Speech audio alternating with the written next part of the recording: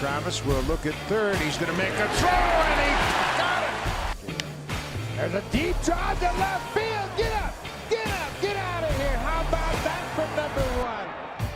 This is a deep drive to center, and this ball is smoked and gone. Go ahead, Devon Travis.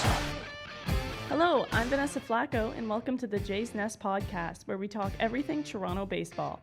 Earlier today, I got a chance to talk with the Toronto Blue Jays second baseman, Devon Travis, about playing in the Little League World Series, his injury, and even his favorite pregame meal. Originally from West Palm Beach, Florida, Devon was drafted by the Detroit Tigers in the 13th round of the 2012 MLB Amateur Draft from Florida State University. From there, he played 100 AA games for the Erie Seawolves and ended with a .298 batting average and a .358 on-base percentage. After being traded to the Toronto Blue Jays in exchange for Anthony Gose in November of 2014, Devon has been a key player for the team, ending with 11 home runs, 50 RBIs, 123 hits, and finishing with a .300 average this season. Hope you enjoy it. So thank you so much, Devon, for coming on. When did you know you wanted to play professional baseball?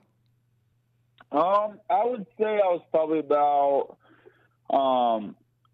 4 or 5 years old when I started playing, and my aunt dated a baseball player that happened to have spring training right here where I'm from, and she took me out to all the games, and yeah, it's just something that, from a little kid, I always thought it would be, awesome to be able to play professional baseball, and yeah, I'd say it started at a really young age.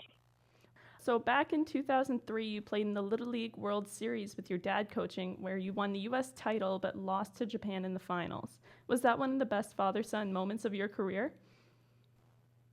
Yeah, that was awesome. I just vividly remember, while we were in Pennsylvania, and my dad would always do backflips before the game, and before the World Championship against Japan, the crowd started chanting my dad's name to come out and do flips for the crowd, and that was just something that was really special and something that'll hold tight to me the rest of my life.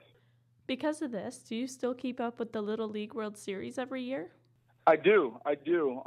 Not as great as I used to, because it's in right smack dab in the middle of our season, but I always enjoy turning on the TV and watching the young kids get the opportunity to live their dream.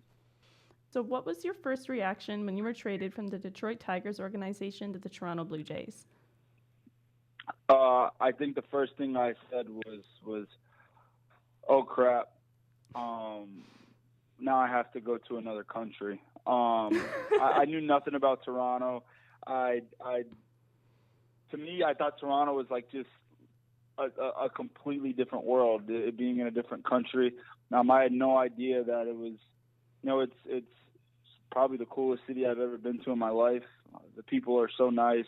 They welcome you with open arms, and to be able to play for a team that not only represents a city but an entire country, it ended up being the best thing that could ever happen. What did the transition feel like when you moved from AA to the majors, and how long did it take you to adjust to it? Yeah, it was tough. I just think that the biggest thing is the veterans that were around me with the Blue Jays. Batista, having Tulo come over here, Encarnacion, just a lot of the guys kind of took me under their wing and showed me the ropes, and kind of told me how things are supposed to be done. And when it came to playing on the field, I just kept trying to tell myself that it's just the same game of baseball. Everybody's just better. The game's faster. And just believing. The biggest thing you do in life is no matter where you go or what you're a part of, if you believe in yourself, you can get it done. So definitely got to credit the coaching staff and the players around me, though, for helping me adjust to it. Sadly, a knee injury cut your season short this year, and recently you had to get a small flap of cartilage removed. How did it go? It went good. I had it about 4 weeks ago. I'm walking well. I'm rehabbing every single day, and it gets a little bit better every day. So, everything's going great on that end, and I'm just looking forward to next year. Will you be back in time for spring training? Yeah, I will, for sure. Is there someone you always used to watch and look up to, and now you're actually getting a chance to play against them? I would say the two that really stick out for me was Chipper Jones. I missed him by a year, and Derek Jeter also. Those are probably my two, favorite players that I grew up watching. I missed both of them by a year. I got the opportunity to play against Jeter though in a spring training game when I was going into AA. That was probably one of the coolest experiences for me. But yeah, I never got to play against them, but they were definitely two guys that I really idolized growing up, and just to be able to play on some of the same fields as those guys is something that I'll never take for granted. Were you always a second baseman?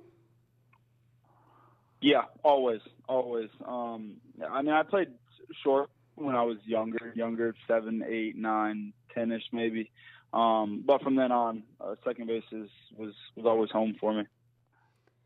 Do you consider yourself a home run hitter? Not in the slightest. No, I try to find the wind, and wherever the wind's blowing out, I try to hit it there. So what's your favorite part about playing for Toronto? I would say the fans. It's awesome. It really is. We led the AL in attendance this year, and the fans have been great. To be able to come to the stadium and play in front of a full stadium, it's something that doesn't happen often when you go and play other places in the league and they only have 10, 15, 20,000. Toronto every single night seems to be rocking. So the fans definitely is the coolest part for me. I'm not even kidding. My middle name is Jay, after the team. My dad literally named me after the Toronto Blue Jays, so we're pretty diehard in Canada. That's awesome. That's awesome. What's your favorite moment of being a Blue Jay so far? I definitely have to say my first game last year, in 2015 in Yankee Stadium, being able to hit a home run for my first hit in my first game, it's something that definitely I'll always remember the rest of my life. And having my entire family there, and my aunt and my uncle and my cousins, kind of just being able to take that moment in with all of them after the game, it was something that was really special. Do you have a favorite pregame meal? Our chef, his name's Nigel. He's awesome. Honestly, whatever he makes is always great. They make this homemade pizza though. That is the bomb. So I probably would have to roll with that. Any favorite toppings you get on it? Just pepperoni. I'm good with just pepperoni. Do you have any superstitions? I think baseball players, they're all full of superstitions.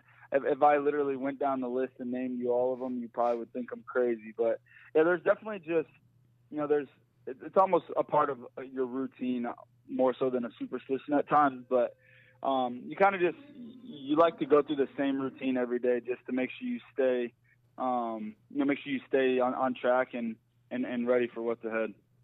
Okay, thank you so much for coming on. It's really been a pleasure. Good luck with the next season and rehab and everything. Thank you, Devon. Thank you so much, Vanessa. So there you have it, Devon Travis from the Toronto Blue Jays. I'm Vanessa Flacco, and thanks for listening to the Jays Nest podcast.